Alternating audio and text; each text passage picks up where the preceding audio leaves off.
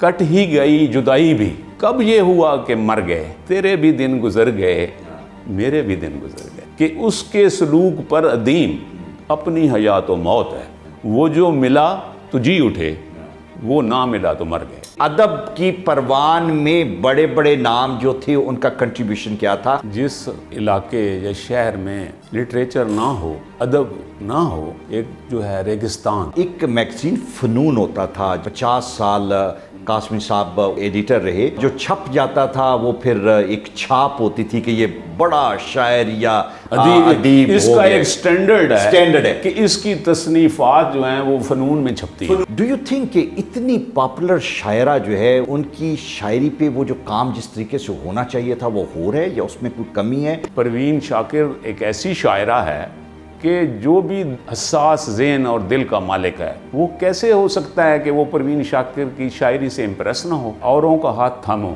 انہیں راستہ دکھاؤ، میں بھول جاؤں اپنا ہی گھر، تم کو اس سے کیا؟ جہاں پہ تو ایک لائن تھی لٹریچر کی، ادب کی، تو کیا یہ لوگ ادب ڈسکس کرتے تھے اور ایک دوسرے سے انسپیریشن لیتے تھے؟ اردو ادب، اس کے متعلق جس آدمی کو بھی تھوڑا سا ٹچ یا مس تھا تو اس محفل میں آنا ایک وہ اپنے لیے باعث عزت سمجھتا تھا۔ آج کے ٹائم کا کمپیریزن آج سے 40 سال پہلے کرنا ہو تو ادب کے حوالے سے آپ کو کیا محسوس ہوتا ہے؟ شاعر اور ادیب گم ہوتے جا رہے ہیں آہستہ آہستہ ہماری سوسائٹی سے، کیونکہ اس میں وہ اپریسیشن نہیں ہے۔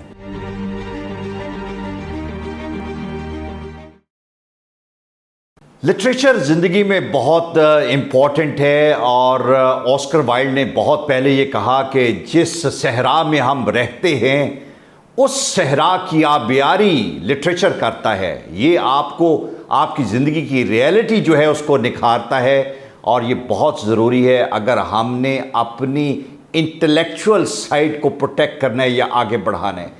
اب ماضی میں ہم نے یہ دیکھا، اور میں کوئی بہت دور کی بات نہیں کر رہا، میں آج سے کوئی 10-20 سال پہلے کی بات کر رہا ہوں، جب ہم نے خود دیکھا کہ لاہور میں ادبی محفلیں ہر شام ہوا کرتی تھی۔ اب وہ ادبی محفلیں سال میں ہونا شروع ہو گئی ہیں، سالانہ میلہ ہوتا ہے، اردو کانفرنس ہوتی ہے، کوئی ایونٹ مختلف حوالے سے سال میں ایک مرتبہ آپ کو نظر آتا ہے۔ وہ مشاعرہ جو ہر ہفتے آپ کو نظر آتا تھا اب بھی ونس ان اے وائل ہونے شروع ہو گئے۔ نقصان کیا ہوا؟ نقصان یہ ہوا کہ وہ جو صحبت آپ کو ملتی تھی بڑے بڑے شعراء کے ساتھ، صحافیوں کے ساتھ، ادیبوں کے ساتھ ان پرسن بیٹھ کے، وہ ایلیمینیٹ ہو گیا۔ اب آپ کو ان کی شاعری انٹرنیٹ پہ ملتی ہے، آپ کو ان کی شاعری ایک دوسرے سے شیئر کرنے اور فارورڈ کرنے سے ملتی ہے، لیکن جو ان کی صحبت تھی وہ صحبت اب آپ کو نہیں ملتی۔ میرے ساتھ میرے مہمان آج کے دن میں جو موجود ہیں، ان کے کریڈٹ میں یہ بات جاتی ہے کہ انہوں نے لاہور کی بے شمار ادبی محفلیں اٹینڈ کی ہیں۔ میں آج ڈسکس کرنا چاہوں گا افتخار حسین شاہ صاحب سے کہ وہ احمد ندیم قاسمی کے بہت نزدیک تھے۔ زمانہ طالب علمی میں وہ ان کے پاس جایا کرتے تھے، ان کی محفلیں جو تھی ان کو اٹینڈ کرتے تھے، اور وہاں پہ جو ادیب اور شعراء موجود ہوتے تھے ان کے درمیان جو گفتگو ہوتی تھی، جو مزاج تھا، جو ریباٹس اور ریبیوک تھے، اس کا ایک اپنا مزہ اور چاشنی تھی۔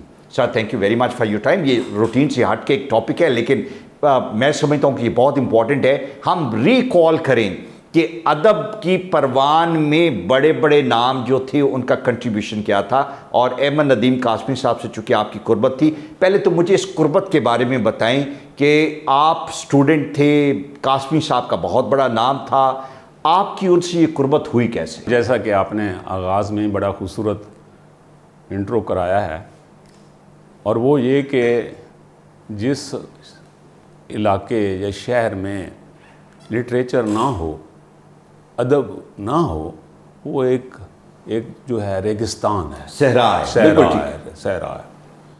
قاسمی صاحب، احمد ندیم قاسمی صاحب کی محفلیں میں نے بخوبی اٹینڈ کی ہیں، اور ان کا شمار بھی مشکل ہے، اتنی زیادہ۔ اس کی وجہ یہ تھی کہ جب میں لاہور میں پڑھنے آیا پنجاب یونیورسٹی میں، تو یہاں میں نے باٹنی ڈپارٹمنٹ میں ایڈمیشن لیا، جو کہ سائنس کا سبجیکٹ ہے، اس کا اردو ادب کے ساتھ کوئی تعلق نہیں ہے. وہ کہا جاتا ہے سائنس کے اور خشک سبجیکٹ. خشک سبجیکٹ. ٹھیک ہے ٹھیک ہے. تو جب میں روانہ ہوا تو میرے والد صاحب نے کہا کہ آپ لاہور جا رہے ہیں, میرا وہاں ایک واقف کار ہیں اور وہ بڑے وہاں اثر رسوخ والے ہیں, اگر کوئی کسی وقت کام پڑ جائے, کسی ہیلپ کی ضرورت ہو تو آپ ان سے مل لینا. ٹھیک ہے.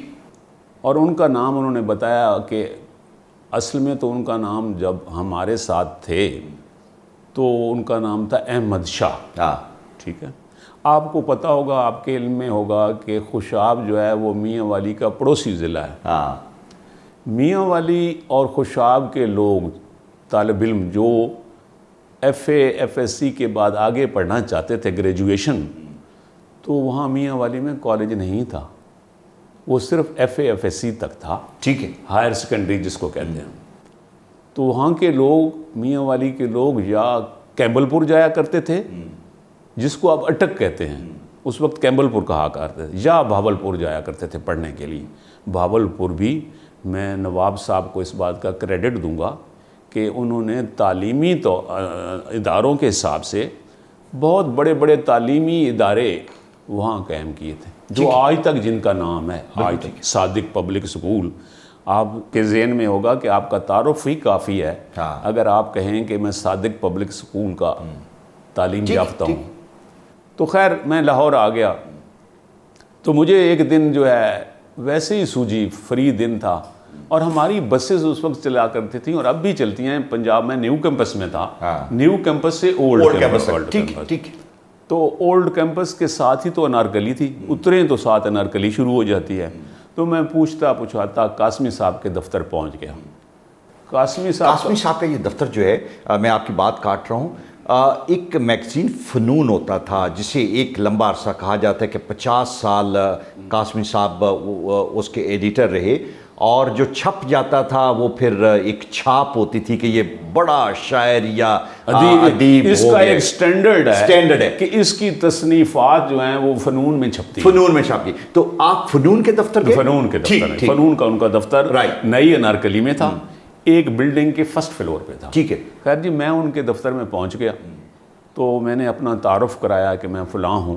بڑے خوش ہوئے, ایکسائٹیڈ ہوئے, کہنے لگے کہ آپ کو شاید, آپ تو خیر اس وقت نہیں پیدا ہی نہیں ہوں گے, جب ہم اسٹوڈنٹ تھے, طالب علم تھے, تو ہم وہاں جایا کرتے تھے میاں والی میں. ٹھیک. آپ کے جو رشتہ دار بزرگ جو بھی تھے, تو وہاں میں رہا بھی کرتا تھا. ٹھیک. تو میری بڑی یادیں ہیں ان لوگوں کے ساتھ. تو مجھے بڑے پلیزنٹ سا لگا ہے آپ کا یہاں آنا, اور یہ بھی خوشی ہوئی ہے کہ آپ پنجاب یونیورسٹی میں پڑھ رہے ہیں. خیر میں ان کی محفل میں بیٹھا رہا, اور علامات صاحب وہ محفل کیا تھی, وہ اردو ادب کے شعراء, ادیب وہاں سب آیا کرتے تھے, اور چھوٹا سا دفتر تھا. ایک قاسمی صاحب کی سیٹ تھی, ایک ساتھ ان کے دوسری جو میز تھی وہ عبداللہ قریشی صاحب کی تھی. ٹھیک ہے. عبداللہ قریشی صاحب اردو ادب کے بہت بڑے ریسرچ ورکر تھے. اوکے. ایون اگر قاسمی صاحب کو کسی لفظ کا, کسی ٹرم کا مؤخذ کہ یہ کہاں سے شروع ہوا, اس کا صحیح تلفظ کیا ہے, وہ عبداللہ قریشی صاحب سے پوچھا کرتے تھے. ٹھیک. اور وہ ان کے رسالہ فنون کی ایڈیٹنگ وغیرہ بھی وہی ان کے ذمہ تھی. بالکل ٹھیک. اب میں کچھ دیر بیٹھا تو میں نے دیکھا کہ وہاں بڑے بڑے ادیب اور شعراء, یہ پہلی نشست کی ہی بات ہو رہی ہے. ٹھیک ہے. تو میں ان کی باتیں, میں تو سائنس کا اسٹوڈنٹ تھا, جو خشک سا مضمون ہے. علامات صاحب میں اس محفل میں ایک دن ہی میں اتنا امپریس ہوا اور خوش ہوا کہ میں آپ کو بتا نہیں سکتا کہ میں جب وہاں سے نکلا تو میں کتنا ایکسائٹیڈ تھا کہ یار یہ لوگ کتنی خوبصورت باتیں کرتے ہیں, کیا کیا لوگ ہیں, یہ تو بہت اچھے لوگ ہیں. تو پھر میں نے وہاں آنا جانا, جب بھی مجھے فری ٹائم ملتا تھا تو میں وہاں پہنچ جایا کرتا. ٹھیک ہے. تو وہاں مختلف یہ ادیبوں کی باتیں ہوا کرتی تھیں. قاسمی صاحب کے دفتر میں جو عموماً اور زیادہ آنے والے لوگ تھے, ان میں آپ کے لاہور کے ایک عطاء الحق قاسمی صاحب ہوا کرتے تھے. اچھا ٹھیک ہے. ٹھیک ہے. اس وقت بھی اسی طرح لطیفے سناتے تھے؟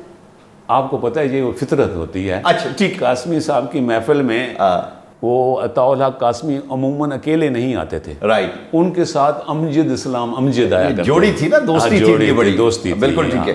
اور پھر وہاں ایک قاسمی صاحب کے ایک اور جو تھے جو روزانہ آنے والے تھے, ان کا نام تھا خالد احمد. ٹھیک ہے. جن کی فیملی کے ساتھ قاسمی صاحب کا بڑا تعلق تھا. رائٹ. خالد احمد کے دوست ایک تھے مجیب احمد، وہ بھی شاعر تھے، خالد احمد خود بھی شاعر تھے. تو ایک محفل لگا کرتی تھی جس میں جو بڑی پلیزنٹ گفتگو ہوا کرتی تھی اور ایک دوسرے پہ پھبتیاں بھی کسی جاتی تھیں. ٹھیک ہے. آپ نے جیسے ذکر کیا ہے نا کہ عطاء اللہ قاسمی بیٹھے ہوں، امجد اسلام امجد بیٹھے ہوں، اور جو بھی اس وقت کا نامی گرامی شاعر تھا یا ادیب کوئی تحریر افسانے لکھتا تھا، وہ وہاں آنا بھی ایک اپنے لیے باعث عزت سمجھتا تھا. ٹھیک ٹھیک. تو اس زمانے کی باتیں مجھے ذہن میں آ رہی ہیں کئی. مثلا میں آپ کو کئی بڑے بڑے نام تھے. ایک سید علی عباس جلال پوری تھے جو رینٹل کالج میں پڑھاتے تھے اور بہت ہی جس کو کہتے ہیں اعلیٰ تعلیم یافتہ بڑے پڑھے لکھے لوگ تھے. تو بڑے شعراء جس کا بھی آپ نام لیں بڑے بڑے، جس کو ایک سید محمد کاظم ہوا کرتے تھے جو ویپڈا میں بہت بڑے انجینئر تھے لیکن وہ بھی لکھا کرتے تھے خوبصورت. ایک خالد احمد ہوا کرتے تھے، خالد اختر. ٹھیک. تو ان محفلوں میں بیٹھ کے جو باتیں جو مجھے یاد آتی ہیں تو وہ کیا باتیں ہوتی تھیں. وہ باتیں میں آپ کو کیسے مثلا میں یہ جاننا یہ چاہ رہا ہوں کہ دیکھیں بعض اوقات آپ بعض جگہوں پہ بہت ریگولرلی اس لیے ملتے ہیں کہ آپ کی دوستیاں ہوتی ہیں، آپ کا ایک دوسرے سے، اور اس کا آپ کا پیشے سے یا آپ کی ایک انٹلیکچوئل جو تھرسٹ ہے اس سے کوئی تعلق نہیں ہوتا. آپ کے مختلف جو واکس آف لائف ہے اس سے لوگ ہوتے ہیں، آپ گپ شپ لگاتے ہیں ڈالتے ہیں. لیکن جہاں پہ تو ایک لائن تھی لٹریچر کی، ادب کی، تو کیا یہ لوگ ادب ڈسکس کرتے تھے اور ایک دوسرے سے انسپیریشن لیتے تھے، اپنے خیالات ڈسکس کر کے ان کو ان کی کریکشن یا اس کے حوالے سے کوئی لیڈ لیتے تھے؟ کیا ہوتا کیا تھا؟ دیکھیں الماس صاحب، ایک اردو ادب اس کے متعلق جس آدمی کو بھی تھوڑا سا ٹچ یا مس تھا، جو انٹرسٹڈ تھا، جس کی دلچسپی تھی، تو اس محفل میں آنا ایک وہ اپنے لیے باعث عزت سمجھتا تھا. ٹھیک ہے. کہ میں قاسمی صاحب کی محفل میں جہاں یہ شعراء اور یہ ادیب بیٹھا کرتے تھے، بیٹھتے ہیں، ان سے مستفید ہوتے تھے. ٹھیک. وہاں کی باتیں سن کے، اور وہاں کرٹک بھی، تنقید بھی ہوا کرتی تھی. ٹھیک. کہ فلاں آدمی نے یہ نظم لکھی ہے، کیا بات ہے، سبحان اللہ. اچھا. اور کئی ایسے ہوا کرتے تھے کہ یار ویسے ہی بس گزارا ہی اس نے کیا، نام تو بڑا تھا. لیکن وہاں جانا ہر ایک آدمی کا ایک خواہش ہوتی تھی اور وہاں وقت گزارنا. مثلا میں آپ کو ذکر کروں کہ وہ جو ایک دن میں نے کہا نا کہ ہفتے میں ایک دن ہوا کرتا تھا، تو وہاں سب کو پورے پاکستان میں پتہ ہوتا تھا کہ اس دن جو ہے وہاں پہ محفل لگتی ہے. ٹھیک ہے. مثلا ابن انشاء کی میں آپ کو بات بتاؤں کہ ابن انشاء کراچی کے رہنے والے تھے. ٹھیک ہے. تو وہ کراچی سے لاہور آئے ہوئے تھے، تو وہ بھی انہیں پتہ تھا اس دن کا، شعراء اور ادیبوں کو پتہ ہوتا تھا کہ فلاں دن گیٹ ٹوگیدر ہوتا ہے. تو وہ وہاں آئے، اپنی باتیں سناتے رہے، اور ان میں سے انہوں نے ایک بات یہ بھی سنائی قاسمی صاحب کو. وہاں سارے کھلے دل کی باتیں کرتے تھے، کھلے. تو کہنے لگے کہ قاسمی صاحب آپ کو میں انٹرسٹنگ واقعہ سناؤں. کہنے لگے سنائیں، کیا ہوا؟ کہنے لگے کہ کراچی میں آپ کو پتہ ہے سیٹھ بہت ہیں، اور سیٹھوں کی محفل بھی ایک اپنی محفل ہوتی ہے. تو میں ایک کھانے پہ گیا سیٹھوں کی محفل میں، تو وہاں ان کا کوئی خاص اردو ادب سے تو تعلق نہیں تھا، لیکن وہ یہ جانتے تھے کہ ابن انشاء بہت بڑا شاعر ہے. تو وہ مجھے ایلیویٹ کر رہے تھے، عزت کر رہے تھے. تو باتوں پہ مجھے پتہ نہیں کیا شرارت سوجھی کہ انہوں نے تعارف کرایا کہ یہ جی بہت بڑے شاعر ہیں ابن انشاء، ان کی غزلیں، ان کے گانے بڑے مشہور ہیں. تو جو میرے ساتھ سیٹھ بیٹھا تھا، میں نے اسے آہستہ سے کہا کہ سیٹھ صاحب میں آپ کو اندر کی بات بتانے لگا ہوں، آپ نے میری بڑی عزت افزائی کی ہے کہ میں خود شاعر نہیں ہوں. اچھا. دراصل جو ہے نا میری بیوی لکھتی ہیں اور ان کی لکھی ہوئی چیزیں میں اپنے نام سے چھپواتا ہوں. اچھا. تو وہ ہنسانے لگے کہ آپ حیران ہوں گے کہ اگلے ہفتے پورے کراچی میں یہ بات گھوم رہی تھی کہ ابن انشاء کو کچھ نہیں آتا، یہ سارا بیگم کا کمال ہے. بالکل ٹھیک ہے. تو اس قسم کی باتیں، مثلا ایک قاسمی صاحب کی ایک اور بات مجھے آج تک نہیں بھولی. آپ نے سعادت حسن منٹو کا نام سنا ہوگا، بہت بڑے افسانہ نگار تھے، افسانے میں ان کا بڑا نام ہے. تو کہنے لگے قاسمی صاحب، ایک دن واقعہ سنانے لگے کہ میں اپنے دفتر میں اپنے میگزین کی تیاری کر رہا چھپوانے کی، اور مضمون اکٹھے کر رہا تھا، افسانے، نظمیں، غزلیں. تو تیز چلتے ہوئے جو ہے وہ منٹو صاحب انٹر ہوئے میرے دفتر میں. تو کہنے لگے کہ قاسمی صاحب میں بھاگ آیا ہوں کہ کہیں آپ کا دفتر بند نہ ہو جائے. تو میں نے ایک جوتے پسند کیے ہیں انارکلی میں. اچھا. بڑے خوبصورت. مجھے دیکھ کے بڑا تجسس ہوا اور خواہش ہوئی کہ یہ میرے ہونے چاہیے. تو میں نے اس کی قیمت پوچھی تو کہنے لگے 20 روپے ہیں اس کی قیمت. اچھا. تو قاسمی صاحب میں آپ سے ایک صفحے کے 10 روپے لیتا ہوں. تو وہ 2 صفحے میں ابھی آپ کو یہاں لکھ کے دیتا ہوں, آپ مجھے 20 روپے دیں تاکہ میں جوتے خرید لوں. ٹھیک. تو کہنے لگے کہ میں نے اس سے کہا لکھیں, وہ لکھنے بیٹھ گئے. جب 2 صفحے مجھے دیے تو میں نے انہیں 20 روپے دے دی. ٹھیک ہے. اب کہتے ہیں ہم دفتر, کہنے لگے کہ دفتر بند کرنے کے اس میں تھے, تو دیکھا پھر منٹو بھاگتا آ رہا ہے. تو میں نے کہا کیا ہوا ہے, ہم تو دفتر بند کر رہے ہیں. کہنے لگا سر میرے سے غلطی ہوئی ہے, جوتوں کی قیمت 30 روپے تھی, میں نے 20 ایک صفحہ میں اور لکھ دیتا ہوں. ٹھیک ہے. تو یہ اس قسم کی باتیں ہوا کرتی تھیں, لوگ انجوائے کیا کرتے تھے, ان سے حظ اٹھایا کرتے تھے. مجھے یہ بتائیں, آپ نے عابد حسن منٹو صاحب کی بات کی. منٹو یہ کہا کرتا تھا جو کچھ میں لکھتا ہوں وہ معاشرے کی عکاسی ہے. وہاں پہ معاشرے کی عکاسی آپ کو نظر آتی تھی یا وہاں پہ رومانس شاعری میں آپ کو نظر آتا ہے, فکشن جو ہے وہ اس کے ٹاپکس مختلف ہوتے ہیں؟ کیا اس دور کے معاشرے کے جو معاملات تھے ان کو بھی یہ ڈسکس کرتے تھے, پولیٹکس کو بھی ڈسکس کرتے تھے, یا رومانسزم کی طرف زیادہ توجہ؟ دیکھیں میں بتاؤں, وہ کوئی سیاسی لوگوں کا گیٹ ٹوگیدر نہیں ہوا کرتا تھا. وہاں سارے ادیب اور شاعر, اپنے وقت کے بڑے بڑے شاعر اور بڑے بڑے ادیب وہ اکٹھے ہوا کرتے تھے, اور بہت ہی کم سیاست پہ گفتگو ہوتی تھی. اچھا, نہیں ہوتی تھی. ٹھیک. وہ ایک ادب پہ ہی گفتگو ہوتی تھی کہ اگر کسی کی غزل بہت اعلیٰ آئی ہے. مثلا میں آپ کو بتاتا ہوں کہ ایک شاعر تھے ادیم ہاشمی, وہ ینگ شاعر تھے اور بڑے ان کا نوجوان, اور ان کی شاعری بڑی ہر دل عزیز اور پاپولر اس وقت ہو چکی تھی, اور لوگ ان کی غزلیں پسند کیا کرتے تھے. لیکن کچھ شعراء جو ینگ ہوتے تھے, وہ ینگ بھی وہاں تشریف رکھا کرتے, آتے تھے سیکھنے کے لیے, اپنا فائدہ اٹھانے کے لیے. تو وہ کہا کرتے تھے ادیم ہاشمی سے جیلسی میں. مثلا میں وہ چونکہ ان کا ادیم ہاشمی کا جو کمپلیکشن تھا وہ ڈارک تھا, جس کو ہم اپنی زبانی میں کہ چنگے کالے سن. ٹھیک. تو وہاں میں سے ایک شاعر جو آپس میں خسبس کر رہے تھے, تو قاسمی صاحب نے پوچھا کہ آپ کیا آپس میں لگے ہوئے ہیں, ادیم ہاشمی آیا ہے تو کیا باتیں ہو رہی ہیں؟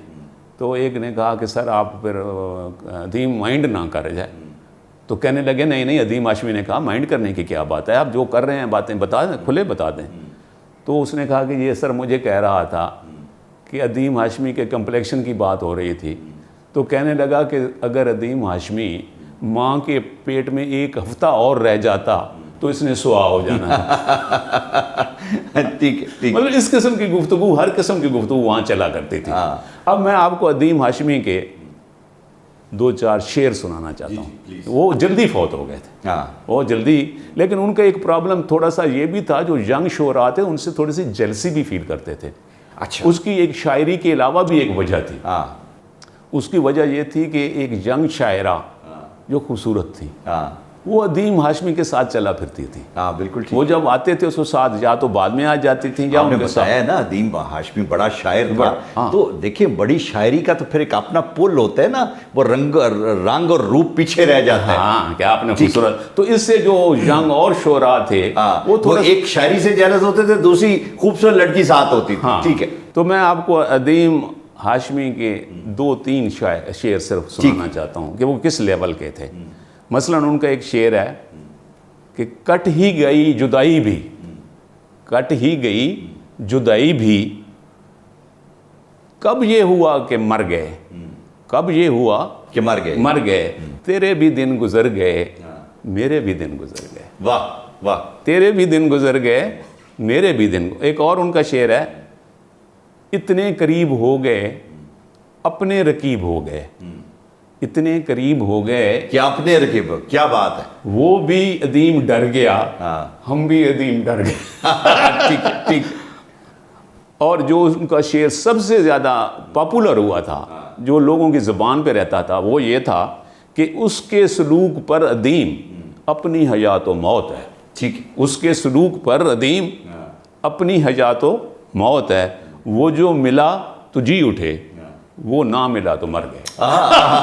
بالکل ٹھیک ہے. اچھا سر مجھے یہ بتائیں, پروین شاکر بھی آتی تھی کبھی ان کی محفل میں؟ اب ہاں ضرور. یہ پروین شاکر جو ہے یہ اس کے بعد قاسمی صاحب کی پوسٹنگ ہو گئی، نوکری ہو گئی، وہ تھی حلقہ اردو ادب، ٹھیک ہے، جس کا اب بھی وہ دفتر ہے، وہ باغ جناح کے ساتھ ہے، ٹھیک، تو اس کے ڈائریکٹر لگ گئے۔ تو وہاں میں دیکھا کرتا تھا کہ قاسمی صاحب کے پاس کبھی کبھار ایک خوبصورت سی ینگ لڑکی آیا کرتی تھی۔ پتہ چلا کہ شی از فرام کراچی، کراچی کی رہنے والی ہیں اور بڑی اچھی شاعرہ ہیں۔ بنیادی طور پہ وہ انگلش کی لیکچرار تھی کراچی میں، ٹھیک ہے، لیکن شاعری سے انہیں بڑا شغف تھا اور خوبصورت شاعری کرتی تھی۔ تو ان کی شاعری کی باتیں ہوتی تھیں کہ یہ کراچی کی لڑکی کتنی خوبصورت شاعری کرتی ہے۔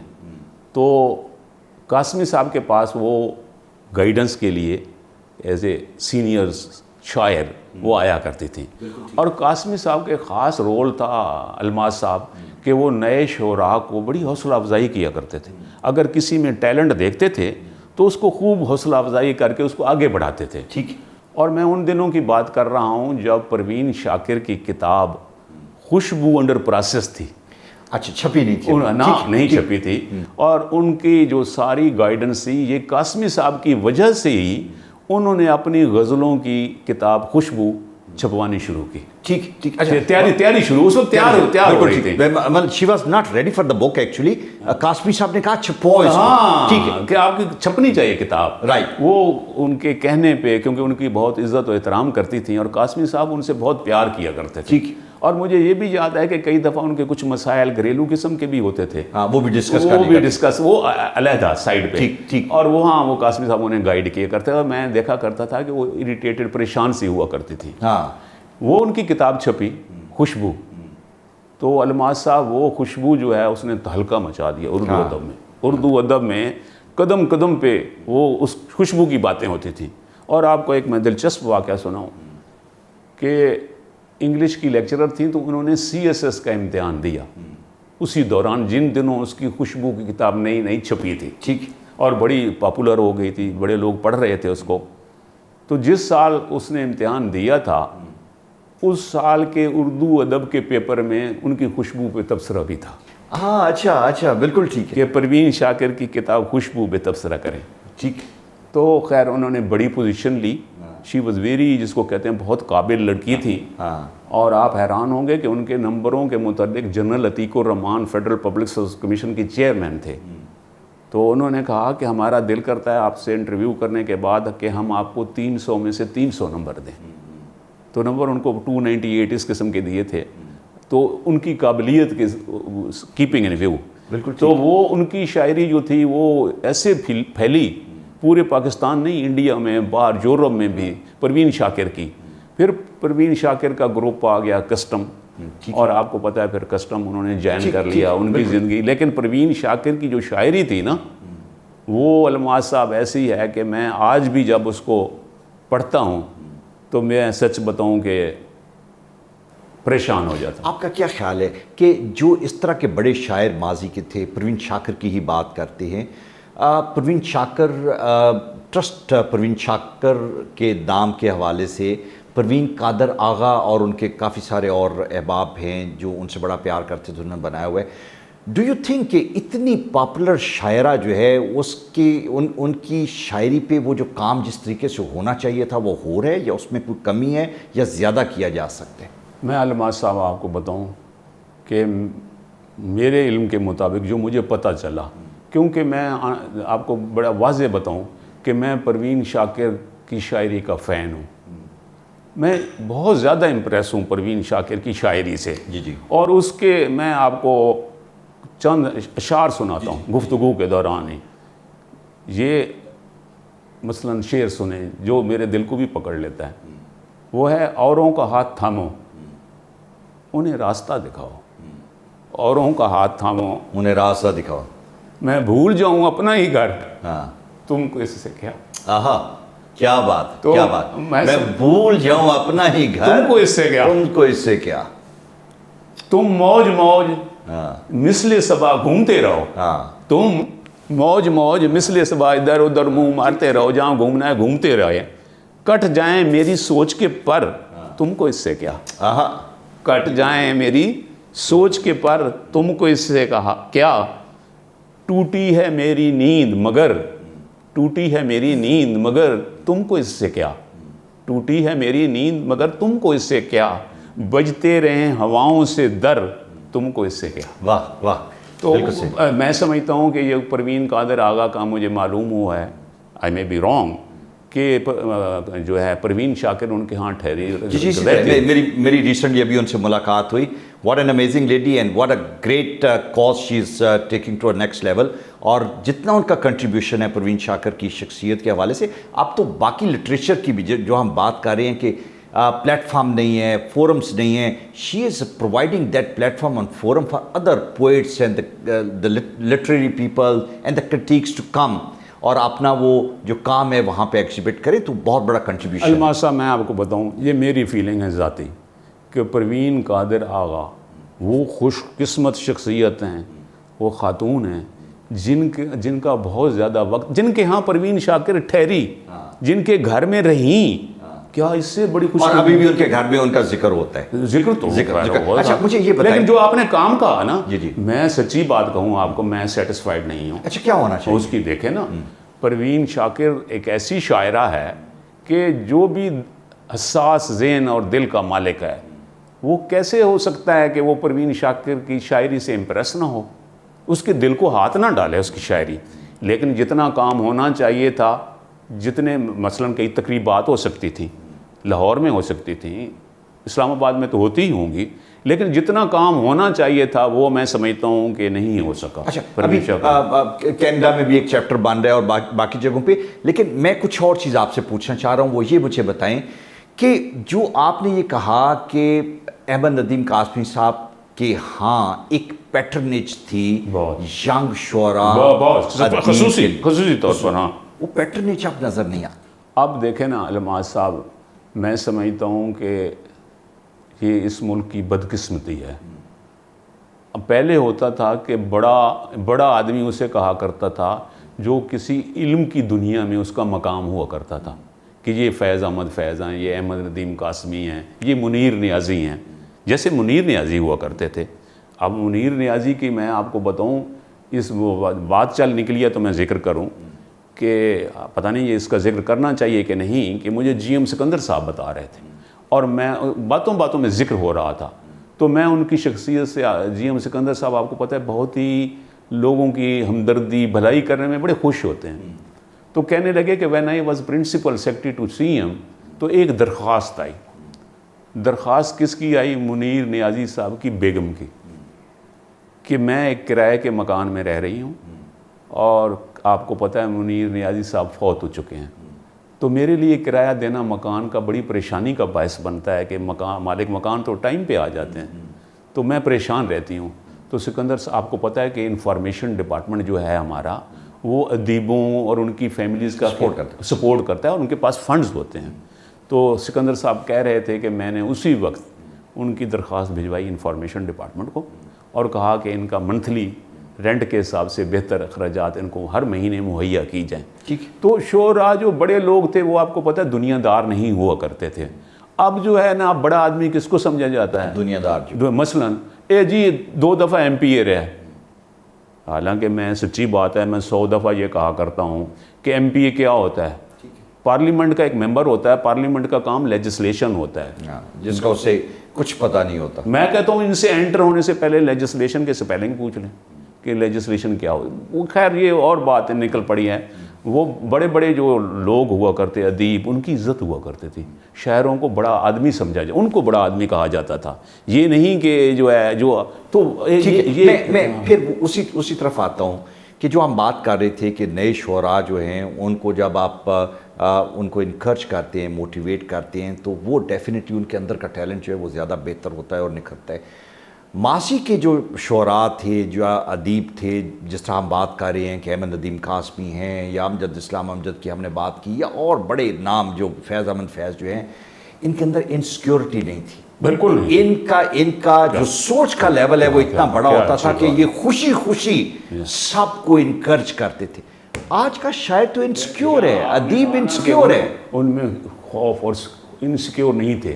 میں آپ کو یہاں ایک اور واقعہ اگرچہ پتہ نہیں ریلیونٹ ہے کہ نہیں, کیونکہ جو اردو ادب کی بات ہو رہی ہے نا, الماسا میں آپ کو منیر نیازی کا واقعہ سناؤں کہ منیر نیازی آپ کو پتہ ہے ان کی شاعری پہ تو کوئی بات کیا, ان کا ایک نام جو بڑا نام ہے اس کا کون قائل نہیں ہے کہ منیر نیازی اس ملک کے بہت بڑے شاعر تھے. ٹھیک تھے وہ بڑے بولڈ, ان میں کوئی جھجک نام کی چیز نہیں تھی. تو جنرل سوار خان یہاں ہے گورنر پنجاب بن کے, تو کسی نے انہیں مشورہ دیا کہ مارشل لا کا دور ہے, سافٹنیس کا امیج جو ہے نا وہ پیدا کرنا چاہیے معاشرے میں, سوسائٹی میں, تاکہ لوگ سمجھیں کہ بھئی کوئی ہارش چیزیں نہیں ہو رہی. تو اس لیے شعراء اور ادیب جو لاہور میں رہتے ہیں ان کے لیے ایک لنچ کیا جائے تاکہ وہ سارے شاعر ادیب یہاں آئیں گورنر ہاؤس میں آپس میں باتیں کریں, تو پتہ چلے کہ بھئی اردو ادب سے بھی ان لوگوں کا تعلق ہے, یہ صرف فوجی جرنیل نہیں ہے. بالکل ٹھیک. تو انہوں نے ایک جو ہے ایک کھانا ارینج کر لیا یا استقبالیہ ارینج کر لیا جو لاہور میں شاعر اور ادیب رہتے تھے. تو اس میں منیر نیازی ایک بڑا نام تھا لاہور کا, انہیں بھی انوائٹ کیا گیا. تو وہ بھی گورنر ہاؤس کی کرسیوں پہ بیٹھ گئے اور شعراء اور ادیبوں کے ساتھ. تو ایک آدمی جو سیکٹری تھا وہ جنرل سوار خان نکلے اور ہر ایک کے سامنے سے گزر کے اس کو ہاتھ میں لاتے تھے, تعارف کراتے تھے. وہ جو سیکٹری صاحب تھے کہ یہ فلاں شاعر ہیں, ان کا یہ کام ہے, یہ تو آگے چلے جاتے تھے.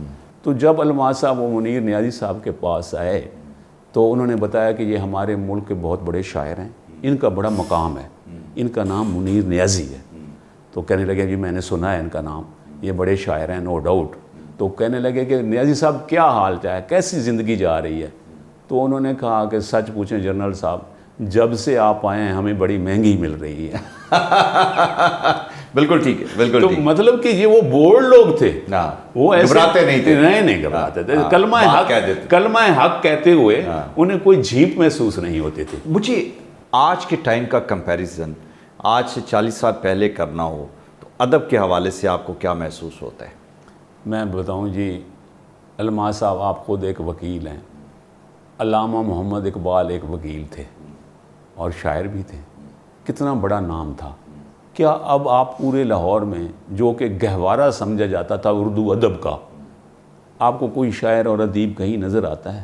شاعر اور ادیب گم ہوتے جا رہے ہیں آہستہ آہستہ ہماری سوسائٹی سے, کیونکہ اس میں وہ اپریسیشن نہیں ہے. وہ جو لوگ اس وقت پیدا ہوئے تھے وہ آہستہ آہستہ جب معاشرہ کسی چیز کو پنپنے کے لیے آبیاری نہیں کرتا تو وہ آہستہ آہستہ چیزیں ختم ہوتی جاتی ہیں. تو یہ میں سمجھتا ہوں کہ پریزنٹ ریجیم کو بھی جو یہ ویسے تو یہ ہمارے جو ہیں آپ کو پتہ ہے پرائم منسٹر بھی بڑا اردو شاعری سے شغف رکھتے ہیں اور کئی غزلیں اور حبیب جالب کی نظمیں بھی گا کے سناتے ہیں. تو انہیں بھی چاہیے کہ ہماری حکومتوں کو کہ شعراء اور ادیبوں کو ان کی انکریجمنٹ کی جائے, ان کی حوصلہ افزائی کی جائے, تاکہ ملک میں جو ہے اردو ادب اور لٹریچر آگے بڑھے. جو اردو ادب اور لٹریچر کو آگے بڑھانے والی بات ہے, ہمارا زور وینیوز پہ تو بہت ہے. الحمرا کلچر کمپلیکس ہے جو شاید اسی مقصد کے لیے بنا تھا, لیکن ڈرامے چلنے شروع ہو گئے. وہاں ڈرامے بھی جس نوعیت کے ہیں. پھر آپ کو اسی طرح کے بے شمار کلچرل سینٹر جو ہیں وہ ہر شہر میں ملتی ہیں جس پہ کروڑ ہار روپے ابھی بھی خرچ ہوتے ہیں. بالکل بڑی صحیح. لیکن اس بلڈنگ پہ خرچ ہوتے ہیں, ان شعراء اور ادیبوں پہ نہیں ہوتے جن پہ ہونا چاہیے. یہ بہت بڑا ایک المیہ ہے. اس کے آپ دیکھیں نا, پہلے جو اس کے تھے فیض صاحب کے داماد تھے شاہ صاحب, ان کی فیض صاحب کی بیٹی تھی, وہ الحمرا کونسل کی انچارج ہوا کرتے تھے. ایسے لوگ ہوا کرتے تھے. جیسے جو ہے ایک ندیم شاہد تھے, ایک ٹی وی پروڈیوسر تھے, ان کی بیگم بھی تھی جو انگلش ڈپارٹمنٹ میں سمن آباد کالج میں لیکچرر تھیں, فوت ہو گئی ہیں. تو وہ لٹریری لوگ اور پڑھے آرٹس کونسلیں جو تھیں وہ پڑھے لکھے لوگوں کے لیے تھیں. اب جو ہے وہ میں معذرت سے کہوں گا کہ کیا فیملی کے ساتھ ان آرٹس کونسلوں میں آپ ڈرامہ دیکھ سکتے ہیں؟ ڈرامہ دیکھنے سے لوگ فیملیز کے ساتھ اوائڈ کرتے ہیں, کیونکہ وہاں جو جس قسم کی گفتگو اور جس قسم کے باتیں ہوتی ہیں تو لوگ جھیمتے ہیں وہاں جاتے ہوئے. تو یہ آہستہ آہستہ ڈکلائن ہے. اللہ کرے کہ اس کی طرف گورنمنٹ کی توجہ جائے. سر بہت شکریہ. یہ آج ہم نے ماضی کے جھڑونکوں میں کچھ دیکھا کہ ماضی میں کیا تھا اور آج کیا ہے. ادب جو اتنا رچ تھا ہمارا کہ جس پہ بات کرتے ہوئے، جس کا ذکر کرتے ہوئے اور ان لوگوں کا ذکر کرتے ہوئے ہم ایموشنل ہو جاتے ہیں، ہم فخر محسوس کرتے ہیں، ہم یہ کہتے ہیں یہ ہمارا اثاثہ ہے. لیکن اس اثاثے کو ہم کب تک کنٹینیو کریں گے جب تک نئے لوگ اس میں کنٹریبیوٹ کرنے والے نہیں آئیں گے. آنے والا ٹائم شاید اور آنے والی نسلیں ہمارے اس ماضی کے ادب سے دور ہوتی جائیں. اپنے آپ کو ریلیٹ کرنے کے لیے جو کرنٹ حالات ہوتے ہیں اور ٹائم ہوتا ہے، اس ٹائم میں آپ نے اسی طرح کے لوگوں کو جن کے اندر ٹیلنٹ ہوتا ہے ان کو آگے لے کے جانا ہوتا ہے، ان کو آپ نے تقویت دینی ہوتی ہے تاکہ اس دور کا جو پیئر گروپ ہے اپنے آپ کو ان سے ریلیٹ کر سکے. جس طرح شاہ صاحب ماضی کے ادیبوں سے اپنے آپ کو ریلیٹ کر رہے تھے، آج کی جنریشن بھی اپنے وقت کے ادیبوں سے ریلیٹ کر سکے. لیکن ریلیٹ کرنے کے لیے اس پائے کے ادیب پیدا کرنے کے لیے ایک ہمیں انوائرمنٹ کریٹ کرنے کی ضرورت ہے جو نہیں ہے.